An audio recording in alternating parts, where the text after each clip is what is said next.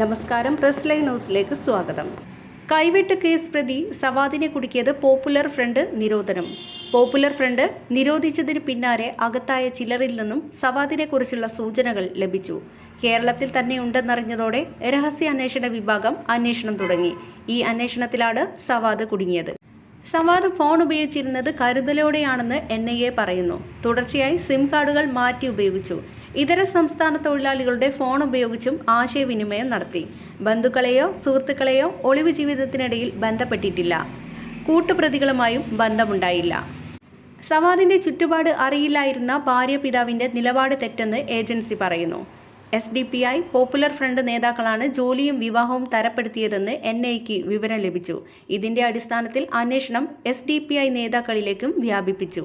സവാദ് കണ്ണൂർ ജില്ലയിൽ മാത്രം ഒളിവിൽ കഴിഞ്ഞത് 8 വർഷമെന്നാണ് NIAയുടെ കണ്ടെത്തൽ. വളപട്ടണം, ഇരിട്ടി, മട്ടന്നൂർ എന്നിവിടങ്ങളിൽ വാടക വീടുകൾ തരപ്പെടുത്താൻ SDPI സഹായം ലഭിച്ചു. മട്ടന്നൂരിലെ വാടക വീട്ടിൽ നിന്ന് താമസം മാറാനിരിക്കെയാണ് അറസ്റ്റുണ്ടായത്. സവാദിന്റെ ഭാര്യയും സഹായിച്ചവരെയും ചോദ്യം ചെയ്യാൻ NIA തീരുമാനിച്ചിരിക്കുകയാണ്. ഇളയ കുട്ടിയുടെ ജനന സർട്ടിഫിക്കറ്റാണ് സവാദിനെതിരെ തെളിവായത്. ഷാജഹാൻ എന്ന് പേര് മാറ്റിയെങ്കിലും ജനന സർട്ടിഫിക്കറ്റിൽ പേര് സവാദ് എന്ന് തന്നെയായിരുന്നു. TJ ജോസഫിന്റെ കൈവെട്ടുന്ന സമയത്ത് സവാദിന്റെ ശരീരത്തിൽ മുറിവുകൾ ഉണ്ടായിരുന്നു. ഈ മുറിവുകളും പ്രതിയെ തിരിച്ചറിയാൻ സഹായകരമായി. 8 വർഷം മുൻപ് കാസർഗോഡ് നിന്ന് ഒരു SDPI നേതാവിന്റെ മകളെ വിവാഹം കഴിച്ചിരുന്നു. വിവാഹത്തിൽ പള്ളിയിൽ നൽകിയ പേര് ഷാനവാസ് എന്നായിരുന്നു. വിവാഹശേഷം പുറത്തേക്ക് പോകാതെ കേരളത്തിൽ തന്നെ തങ്ങി.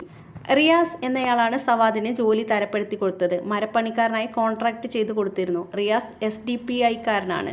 സവാദ് ജോലി ചെയ്തിരുന്നത് ഇവരോടൊപ്പമായിരുന്നു. എന്നാൽ അധ്യാപകന്റെ കൈവെട്ടിയ ശേഷം സവാദ് എവിടെയായിരുന്നു എന്ന കാര്യത്തിൽ വ്യക്തതയില്ല. കണ്ണൂർ മട്ടന്നൂരിലെ ബേരം എന്ന സ്ഥലത്തു നിന്നാണ് NIA സവാദിനെ പിടികൂടിയത്.